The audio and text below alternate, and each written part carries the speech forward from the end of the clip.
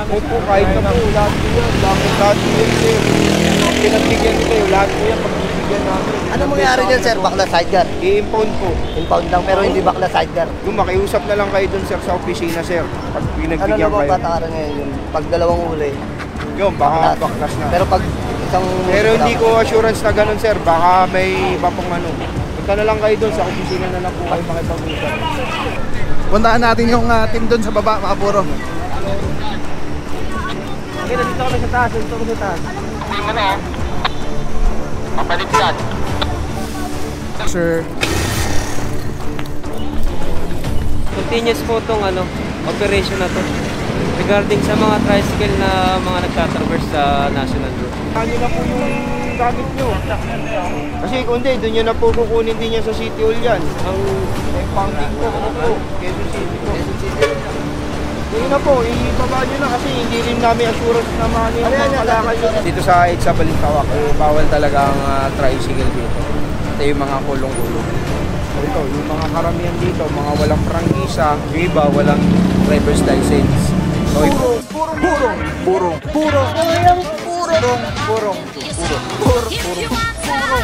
Pagmamahal. Purong pagmamahal. Purong pagmamahal. Pababaan nyo na yan, ba't nagkakarga pa? Kuya, huwag nyo nang kargaan, dadalhin po namin yung tricycle. Sabi lang po kasi. Ha? Amin lang po, sarili po namin. Opo, bawal po tayo dito. Huwag nyo nang kargaan kasi pati yung kalakal nyo, dadalhin din namin yan pag di nyo binaba. I-impound po yan. Sir, pagbigyan na po. I-impound po lang yan. Birthday naman na may-ari ito eh. Sir, pagbigyan na po ninyo may-ari. Okay, mga puro, may dalawa pa tayo dito na abutan. Ayan, yung mga paninda. Gar, ano yung gar? Nila. Mahuli na. Bayan.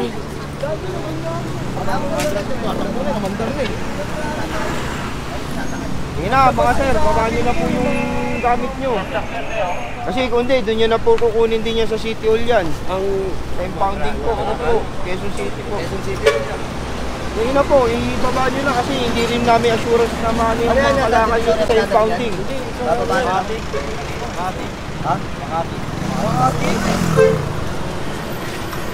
Saan nyo dadalhin yan? Di ba po yun? Babaan nyo na po yan, sir. Dadalhin po namin yan. Mga puro Makati, layo. Layo pa ng pala na ito, destinasyon. Mga puro, pinabababa na po yung mga karga. Opo, kahit na po, lahat po yan. Lahat po yan, sir. Pinagbigyan ko kayo, lahat po yan, pagbibigyan namin. Ano mangyari dyan, sir? Bakla sidecar? I-impound po. Impound lang, pero hindi bakla sidecar. Yung makiusap na lang kayo dun, sir, sa opisina, sir. Pag Ano pinagbigyan naman kayo. patakaran ngayon yun? Pag dalawang huli, Yun, baka baklas na. pero pag isang... Pero hindi ko assurance na ganun, sir. Baka may iba pong ano. Punta na lang kayo dun, sa opisina na lang po kayo makipag-usap. Sige na, sir.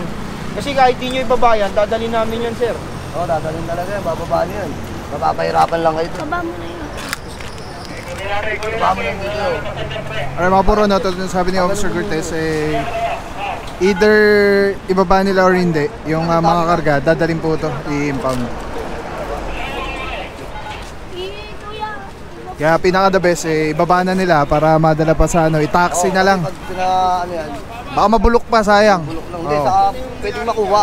Kaso malayo nga lang. Malayo pa. Biyahe nga lang talaga. Nagabal lang rin yan kung gano'n mangyayari. Alright, yeah, mga puro, dito, silip lang tayo, dito kasama natin si Officer Alvario, Officer Francisco. Meron pa ditong, ito, isa.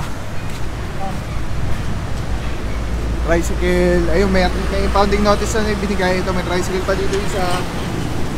Pagkatapos, ito na yung dito natin naabutan. Bali, dalawang team po tayo ngayon. Ito, morning sir. Dalawang team po tayo ngayon. Isa dito tayo, Boss Otep. Good morning. Isa dito sa taas at meron din isa sa baba. Mga tropa kasama namin si Officer Malyari.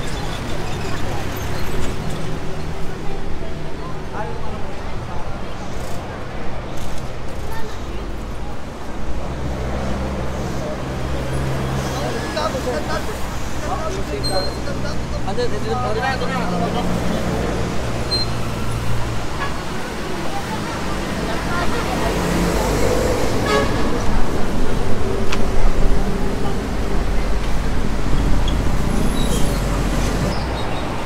kasama rin natin tropa ng TPMD, Tiga Sipag Galing, Sir Dexter Cadenas, ang team leader natin, si Officer Cortez.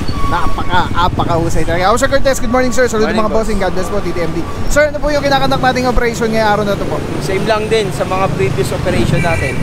Dito sa EDSA Balintawak, bawal talaga ang tricycle dito. Pati yung mga kulong-kulong. So ito, yung mga karamihan dito, mga walang prangkisa, yung iba walang driver's license. So impound sila lahat. Bali, ang diretso nito, bossing, is tama po ba sa Manila Seedling? Manila Seedling pa rin. Yung pa rin ang pag-impound nito sa Manila Seedling pa rin. Alright. Thank you so much, Officer Cortez. Saludo mga bossing. God bless po, DTMD. Yan mga puro, no? I-issue sila ng impounding notice. Andun lahat ng detalye, kung ano yung violation, ano yung saan pupuntahan, and all. Pero yun nga po, dun yan sa Manila Seedling. At dun yan sa Quezon Avenue Corner EDSA.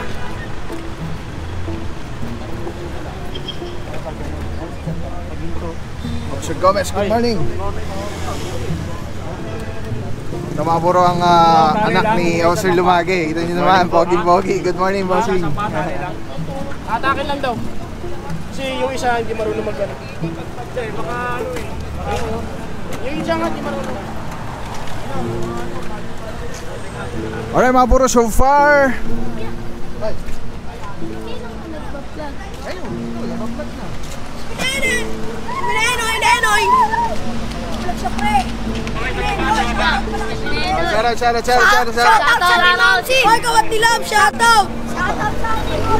Alright mga puro, ito may napara pa tayong isang utility type na tricycle. Huli naman ka para ka po.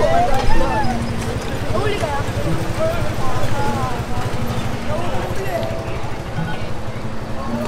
Bakit tao ko yan hindi huli?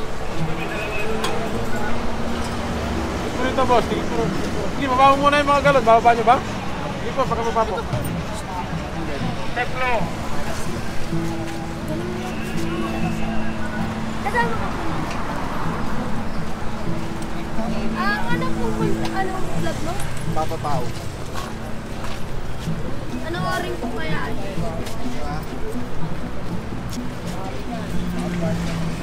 Wala to, wala yun. Subscribe lagi. Kuya, yung susi mo, bossing.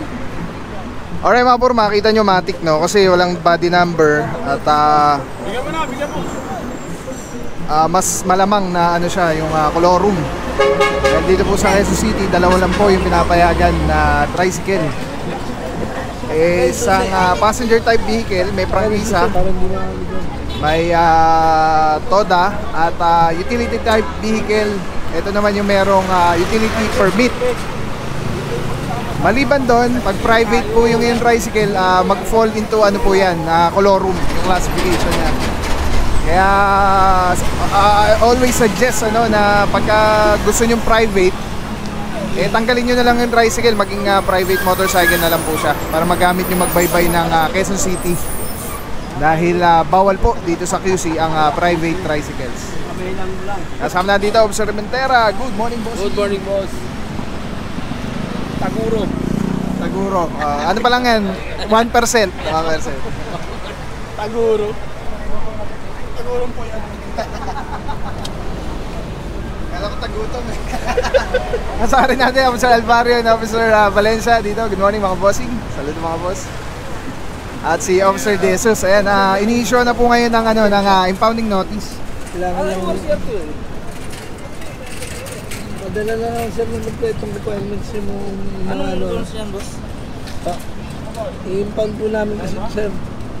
Sa City Hall yan? City Hall po sir. Magkano ito gusto? Doon na lang sir.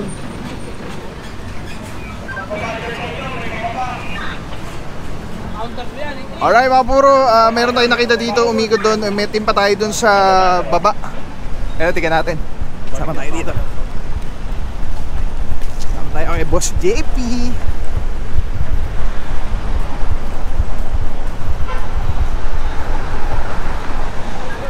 Puntahan natin yung team doon sa baba, mga puro. Sige, dito kami sa taas. Dito kami sa taas. Hindi mo na. Papalit yan.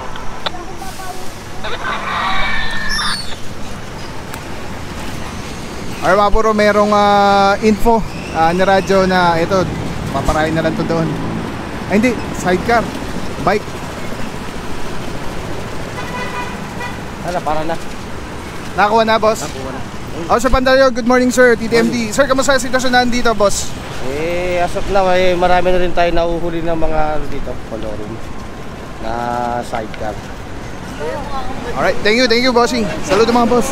Mga puro silip lang tayo dito, ano? Para maka-cover natin lahat. Yung kabilang team po natin. Wag na. Shoutout na lang, shoutout. Shoutout sa Team Omsim. Shoutout sa Kawat Dilab. Alright.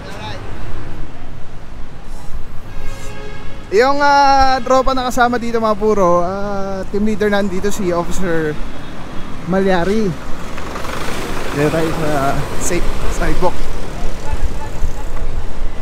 Tapos sa taas naman, kung saan tayo galing, andun si Officer Cortez. Mga puro, may kasama tayong tropa ng kapulisan. Siyempre ang SOG, Special Operations Group, at tropa ng TRD. Eto, nandito rin sa baba si na Officer De La Cruz, ang team leader naman natin dyan sa TRD. Alright mga puro, TTMD, Tikasi Paggaling, Sir Dexter Cardenas, at Lungsod Quezon, Balintawak Market po. Kasama na dito Officer Bulang and Officer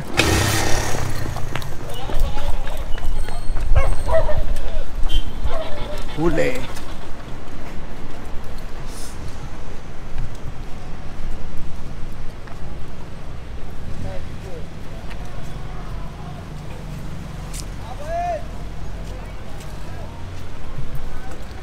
Lisensya, sir? Lisensya? Wala? Meron dito? Expired? Alright mga puro, meron tayo dito na apprehend na hinarang ni Officer Maure. At ito na po, i-issuean na po ng Lisensya, sir? impounding notice. Bawal po yan. Tsaka yung dala niya po, walang permit. Walang, sir. Meron. Dito lang sa...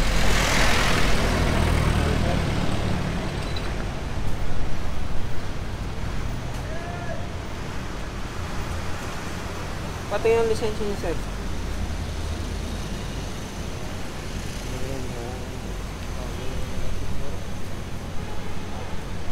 Alright, mga puro, si Officer De La Cruz ay ini-issue na ng impounding notice. Ito po ay yung tinatawag natin na utility type vehicle. May kasi na bossing ng mga seafood yata.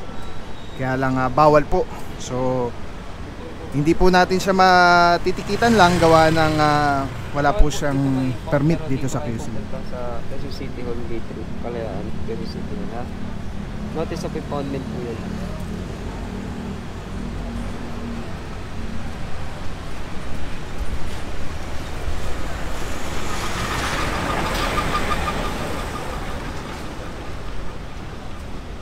Alright mga puro, pag ganito sitwasyon, pinaka the best talaga ibaba na lang nila bossing yung mga mga dala nila para hindi maantala yung kung kunyari pambenta pa to, mag-taxi na lang sila or commute.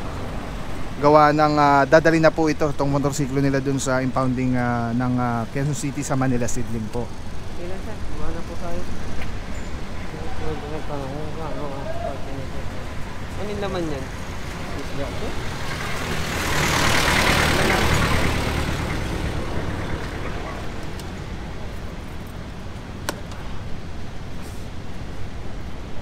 Or pwede rin mga puros, sumama na sila ngayon para kung ma-release nila agad ngayon. ORCR, dalhin nyo Kailangan lang nilang dalhin yung mga dokumento na ORCR at lisensya ni bossing.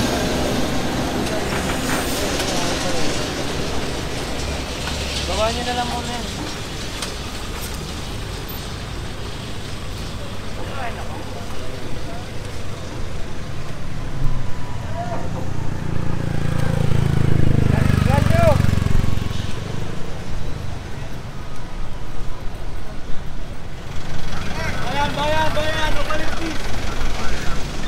Alright mga puro, dito kasama natin Officer Francisco.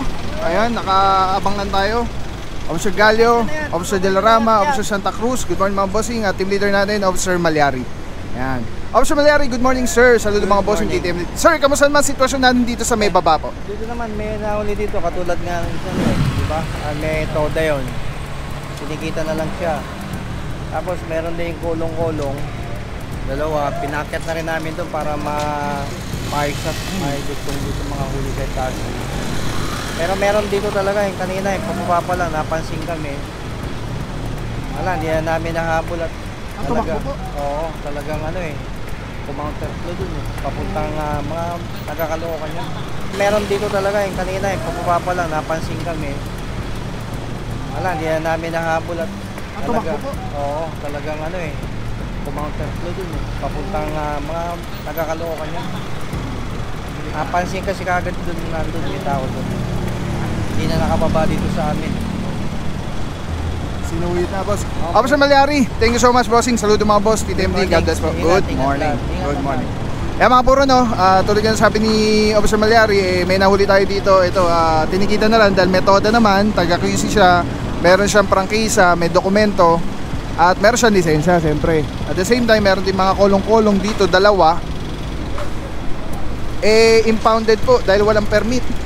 At maliban doon, meron pang tumakbo. Hindi na natin nabol dahil napakadelikado. Saludo rin ang tropa ng QCPD. Saludo mga bossing, good morning. Yan ang laging nag-a-assist sa tropa pagka mayroong operation dahil just in case na may mga sitwasyong mga hindi natin inaasahan, merong lagi tayong may police tayong kasama para mag-manage ng sitwasyon. Alright, Officer Francisco, good morning sir. Saludo mga bossing. Nabababa natin yung mga produkto nila dahil hindi natin sinasama sa impounding area. Para boss no, kung panegosyo, madala pa nila, i-commute na lang. May benta na nila just in case. Para masira kasi dito eh. Correct. Saka hindi natin kinukuha yung mga paninda nila. Pag nasira, doble gastos palalo.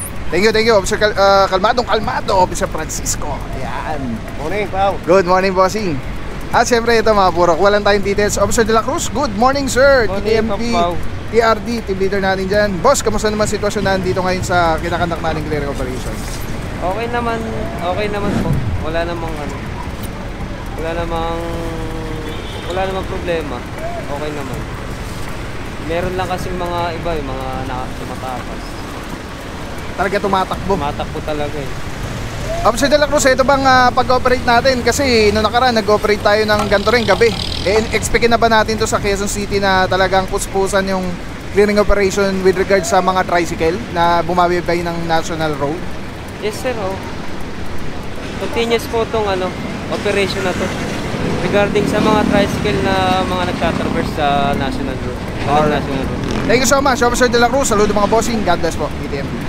Alright, yan mga puro no, kasama na dito Officer Batilo, Officer Parama, and Officer Arugay. Good morning mga boss.